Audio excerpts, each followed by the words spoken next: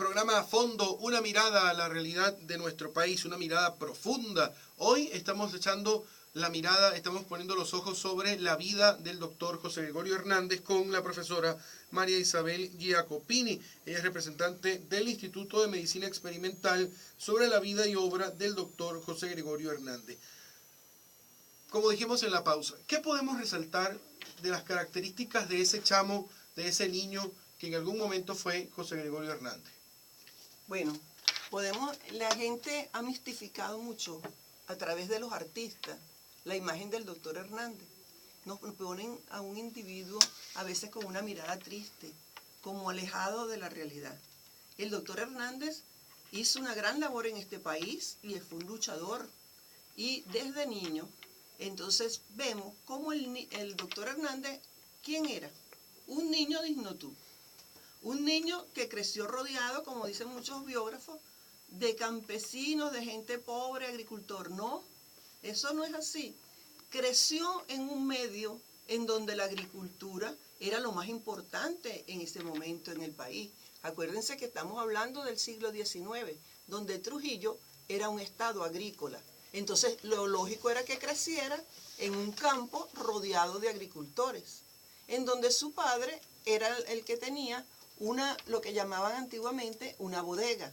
Y se instalan en Ignotú porque es un sitio donde puede comercializar con los arrieros y toda la gente que transportaba alimentos desde Maracaibo hacia los Andes o de los Andes hacia Maracaibo.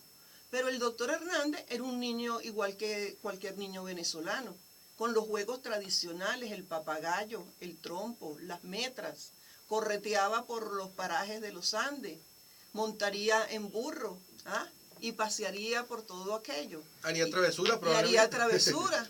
Y su madre lo enseñó a él las primeras letras, como es costumbre entre nosotros las venezolanas. Siempre impartimos las letras, los números, le enseñamos el catecismo a nuestros hijos, le enseñamos lo que es la historia sagrada, pero ella, con su ejemplo, hizo que el doctor Hernández conociera lo que es la caridad y la atención al prójimo en los momentos que necesita ayuda. Porque la madre del doctor Hernández, Josefa María, se llevaba al doctor Hernández a los diferentes sitios a donde iban a prestar servicios a los más necesitados. Cisneros era el apellido de la madre, ¿no? Cisneros, sí. Ella era María Josefa Cisneros Hernández. ¿Hay registros, profe, registros biográficos de lo que fue la escuela de José Gregorio Hernández, de su escuelita, de su relación con los maestros? Porque fíjense, el doctor Hernández también va a perder su madre a muy temprana edad, a los 8 años. Su madre muere de parto. Entonces, el doctor Hernández tiene 5 hermanos. Entonces, el doctor Hernández, ¿qué sucede? Al morir su madre, ya tiene 8 años y necesita ir al colegio. ¿A qué colegio debe ir? Al único colegio que había en Ignotú. ¿Y quién era su maestro?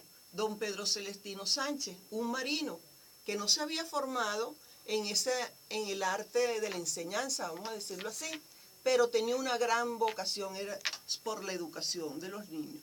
Y fíjense cómo es la característica de este maestro, que es el que va a descubrir que el doctor Hernández era una mente privilegiada, que era un ser privilegiado, porque él es el que descubre y motiva al doctor Hernández a la adquisición de conocimiento. Porque yo como docente, ¿qué le puedo señalar al respecto? Yo cuando leo que el doctor Hernández no se perdía ni una clase, que llegaba temprano a clase y que estaba ansioso de llegar a clase, quiere decir que su profesor era motivador.